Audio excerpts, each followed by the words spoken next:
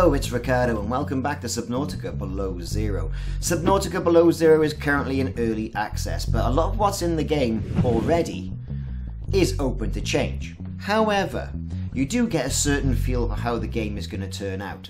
Some things are finished, some things are not. But one thing I think has been absolutely astounding in this game is the attention to detail and the quality of Arctic sea life that you can get.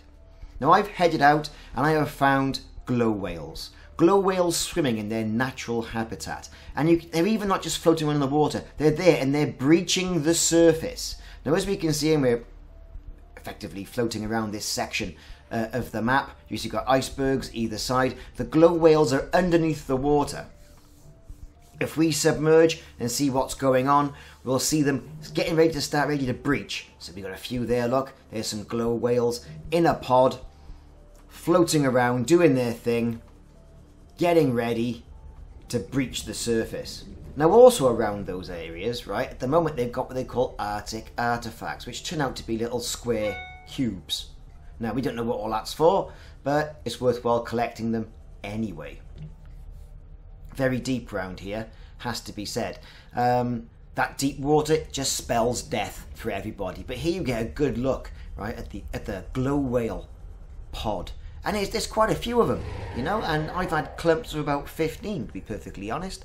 But seeing them breach the water is quite, I think, spectacular. And it's a good addition to the game.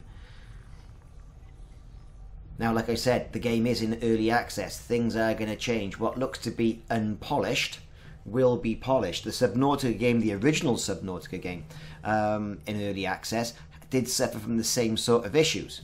However, you know, when the final game got released, and then it got released to PlayStation and Xbox, not only PC as well, you know, it turned out to be a game that people could really get behind and throw themselves behind. It also offered a different colour palette. Most people and most games are sort of like drawn into the fact that it's all set in space and it's all dark. And yes, there's dark areas of this game as well. But, and here's the big but, right, this complete different palette is refreshing, I feel, to the eyes. And if any of you have done any diving, it does give you that experience. It does give you that feel of breaching the water when you dive in. At least it does for me anyway. So, here are some lily pads as well. Now, around this sort of area where the lily pads are, you can't scan them, you can't get on top of them, you can't do anything just yet. But like I said, this is an early access of the game. And given my experience with the original Subnautica, it's going to look absolutely fantastic when it eventually gets released. And of course, apparently, it's going to be released on the consoles as soon as it possibly can.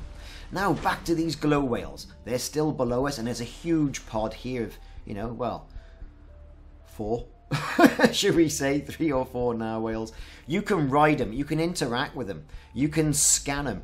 All this is good, and if you interact and jump on the back of a glow whale, you don't use any oxygen.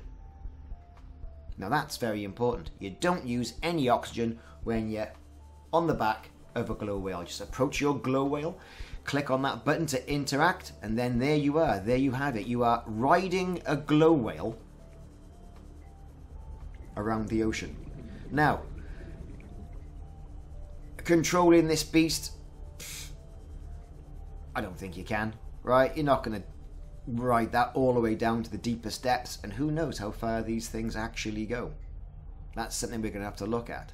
But they do breach the water, and if you get on one when it does breach the water, that really would be a sight and would be something. Whether you'd incur any damage, again, we don't know. All these things that really have to be put into the game or thought about in the game when it does eventually get released. But the graphics on the actual model are fantastic. You know, and like I say, the dynamics of it going to the water, breaching, are great as well. So the glow whales, there's the glow whale pods. Lovely deep blue water as you get towards the fringes of the map as well. Probably a bit of work to do as well on some of the graphics, but generally, you know, it looks pretty good.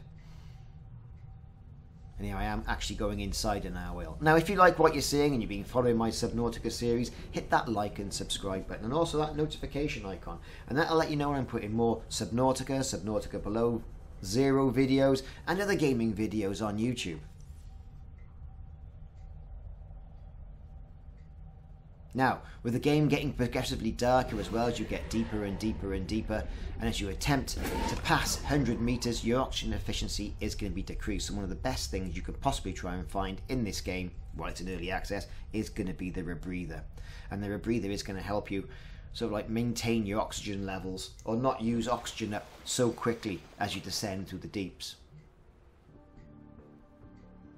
So in all, I have found the experience with the glow whales quite enjoyable. I don't know what you think, put it in the comments. All in all, the game is shaping up to be absolutely fantastic, and I can't wait for its official release and more content as well. I'm trying to hold off playing the game as much as I possibly can, really, to spoil the game for when it does get fully released. It is very tempting just to dive in and keep exploring and not get that full experience. Whereas really, you've only got about 35-40 minutes of gameplay that's being polished by the developers in the game. All that being said though, like I say, I think it's fantastic. So that's it. Thanks very much for watching. I'm going to leave you with some additional video of me swimming with glow whales. I've been Ricardo. This has been Swimming with Glow Whales. You can see on the map the far reaches of where you can find them. We've talked about polar artefacts as well, which are simple as little cubes that you can pick up. We've also mentioned that you can find a base underneath the lily pads as well, but another video coming on that soon. Hopefully that won't be too much of a spoiler for people, because you can find, I think it's Jeffrey's base and a PDA down there. All this is good stuff. So thanks very much for watching. I've been Ricardo, this has been Subnautica Below Zero and Swimming with Narwhals.